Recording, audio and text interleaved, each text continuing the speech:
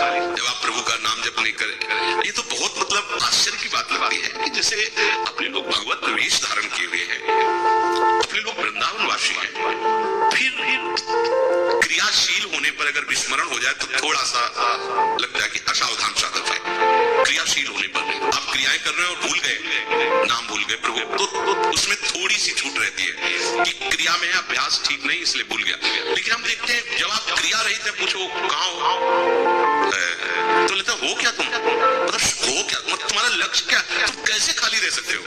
तो यही बात समझ एक बार कहा था मुरारी से कि जब लोग कहते हैं कि भजन नहीं होता, तो मुझे लगता है कि फिर करते क्या, मतलब ये ऐसा कैसे हो सकता है कि आप भजन कैसे, मतलब समझ में नहीं आता कि किसी विशेष विषय पर आप एकाग्र होकर कर रहे हैं और उस पर छूट गया तो उसमें लगता है आपकी अभ्यास की कमजोरी। लेकिन आप जब क्रिया रहित हैं, बैठे हैं, खड़े, फिर आपका मंत्र नहीं चल रहा, नाम नहीं चल रहा, तो लगता है तुम हो क्या, फिर क्या हो तुम, तुम्हारा लक्ष्य क्या है।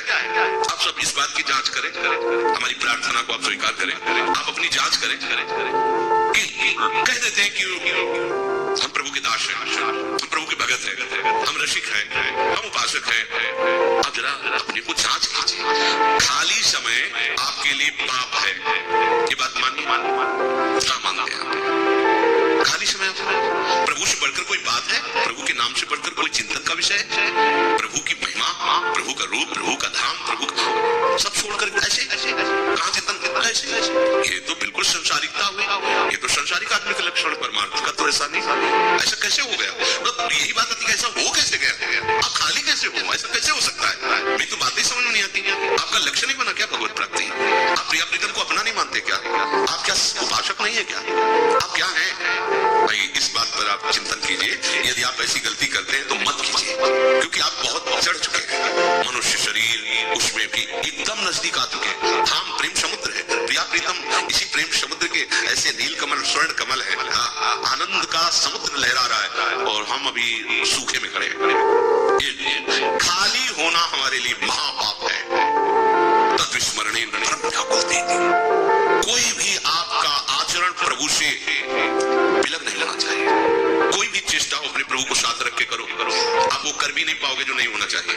प्रिया प्रीतम को साथ रखो, साथ रखना ही तो उपासना है, समीप अपने आराध्य देव के समीप रहना ही उपासना है, बिल्कुल नजदीक रहना है।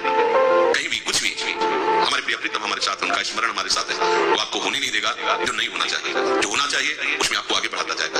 एक ही उपाय है, एक शब्द में पूछा जाए आपका लक्ष्य क्या है, साधना का मूल क्या है, एक शब्द साधना का मूल क्या है, कोई पूछ ले, मतलब आप साधक को, आप उपासक, साधना का मूल क्या है, सीधा शब्द है संसार का विस्मरण और प्रिया प्रीतम की अखंड स्मृति। एक बोल दो प्रिया प्रीतम की अखंड स्मृति, तो अपने आप को इसकी व्याख्या करके इस संसार का पूर्ण विस्मरण और प्रिया प्रीतम की स्मृति, यदि साधना का मूल ये है, यही आपका लक्ष्य है, तो आप कैसे खड़े भूले हुए। ये तो बड़े आश्चर्य की बात है कि आप भूले हुए हो, आपको जलन नहीं हो रही, आप व्याकुल नहीं हो रहे, तब वो क्या, थोड़ी देर अपने को जांचना चाहिए। तद्विस्मरणे परम व्याकुलते। आपको एक घाटा समझ में नहीं आ रहा, कितनी बड़ी हानि हो रही, हम इस प्रिया प्रीतम का चिंतन नहीं कर रहे। अगर ये सुधार लिए तो अनर्थ निवृत्ति में देर नहीं लगेगी, विश्वास कर लीजिए, हमारी इस बात पर विश्वास कर लीजिए, मान लीजिए सारे अनर्थों की जड़ है भगवत विस्मरण।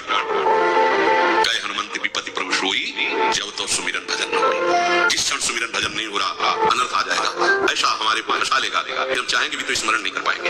खाली मत रहो, खाली रहना श्राप है, खाली रहना पाप है, खाली सबसे बड़ा अपराध है रहना। आप इसको इस कोटि से लीजिए, खाली रहना ठीक नहीं है, तो अभी आप देखो अनर्थों की निवृत्ति हो जाएगी।